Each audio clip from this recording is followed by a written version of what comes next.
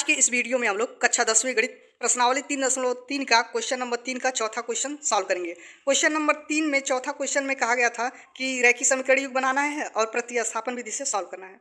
तो देखते हैं थर्ड का चौथा क्वेश्चन क्या है। थर्ड का चौथा क्वेश्चन दिया गया है, एक नगर में टैक्सी के भाड़े में एक नियत भाड़े के अतिरिक्त चली गई दूरी पर भाड़ा सम्मिलित किया जाता है। कह रहा है कि एक नगर में जो टैक्सी का भाड़ा है वह नियत भाड़ा भी उसमें ऐड किया हुआ है और चली गई जो दूरी है उसका भी उसमें भाड़ा लगता है। तो उसके बाद क्या बोला है, 10 किलोमीटर दूरी के लिए भाड़ा रुपये 105 है तथा 15 किलोमीटर के लिए भाड़ा रुपये 155 है। नियत भाड़ा तथा प्रति किलोमीटर भाड़ा क्या है। एक व्यक्ति को 25 किलोमीटर यात्रा करने के लिए कितना भाड़ा देना होगा। इसको प्रतिस्थापन विधि से हमको सॉल्व करना है और जो इसमें यात्रा का 25 किलोमीटर यात्रा का कितना भाड़ा होगा उसको भी बताना है। तो चलिए इस क्वेश्चन को अब हम लोग सॉल्व करते हैं। तो हल में लिखेंगे, माना टैक्सी का जो नियत भाड़ा है वह 100 रुपये है।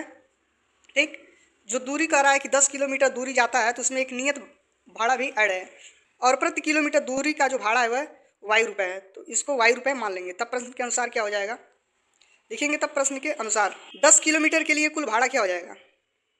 10 किलोमीटर जाना है तो उसके लिए भाड़ा क्या होगा, नियत भाड़ा होगा और उसमें 10 किलोमीटर का भाड़ा ऐड होगा। तो नियत भाड़ा हम लोग माने हैं क्या, 100 रुपये, तो 100 हो गया प्लस, और 10 किलोमीटर का भाड़ा क्या होगा, 1 किलोमीटर का हम लोग वाई रुपये माने हैं तो 10 किलोमीटर का भाड़ा क्या होगा 10 वाई।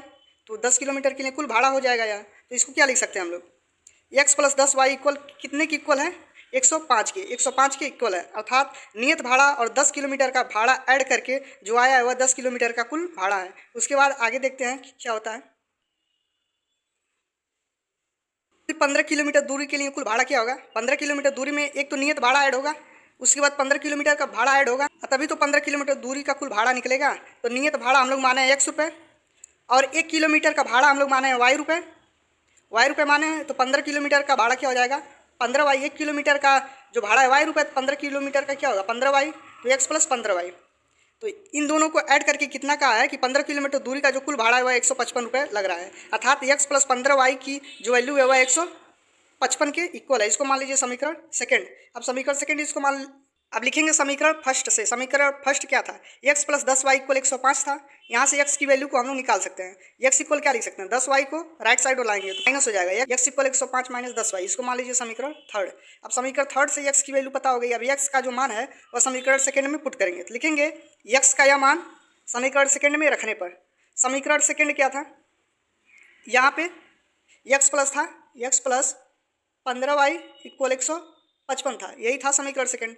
तो यहाँ पे x के स्थान पे 105 - 10 वाई ये वाली वैल्यू को पुट करेंगे। तब क्या होगा, इसके स्थान पे x है, x के स्थान पे 105 - 10 वाई लिख दीजिए, प्लस 15 वाई पहले से था इक्वल 155 इसमें था, हो गया।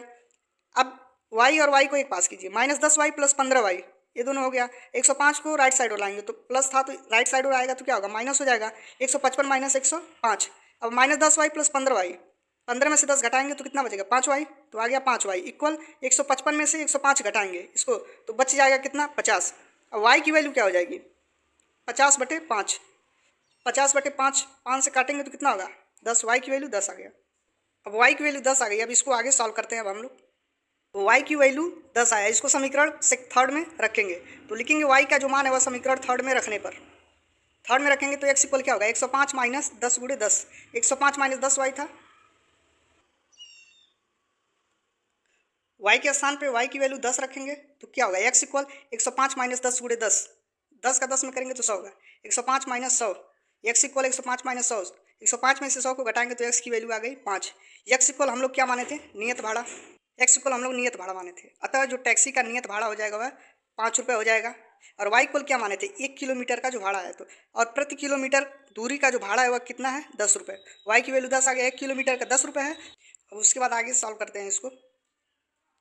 अब हमको नियत भाड़ा और 1 किलोमीटर का भाड़ा पता हो गया तो इस तरह से 25 किलोमीटर दूरी का हम लोग भाड़ा यात्रा का भाड़ा निकाल सकते हैं। तो 25 किलोमीटर दूरी की यात्रा का भाड़ा क्या होगा 5 रुपये। नियत भाड़ा क्या है 5 रुपये, तो 5 नियत भाड़ा और प्लस 1 किलोमीटर का 10 रुपये, 25 किलोमीटर के क्या होगा 25 × 10 यही होगा यात्रा का भाड़ा। तो 25 किलोमीटर का टोटल कितना हो जाएगा 5 रुपये नियत भाड़ा प्लस 250 क्या हो जाएगा यात्रा का भाड़ा।